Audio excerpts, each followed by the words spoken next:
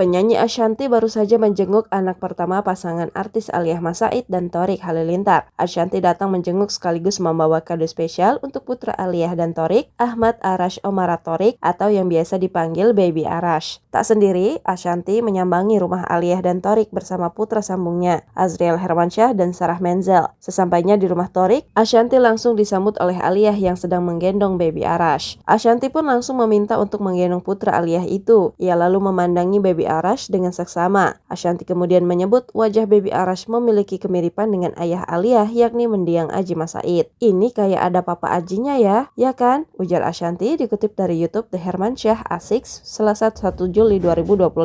Aliyah pun membenarkan pernyataan Ashanty tersebut. Istri Thorik Halilintar itu menyebut rupa muka Baby Arash memang mirip dengan mendiang ayahnya di bagian dagu dan mata. Ashanty bahkan menyebut wajah putra Aliyah dan Thorik itu seperti bayi keturunan bule. Ini keren banget baby bule, ujar Ashanty. Usai menjenguk, Ashanty pun mengaku senang sudah bertemu dengan Baby Arash. Ia menyebut putra Aliyah dan Thorik itu menggemaskan dan tampan. Istri Anang Hermansyah itu pun kembali menegaskan paras Baby Arash memiliki kemiripan dengan mendiang Aji Mas Said.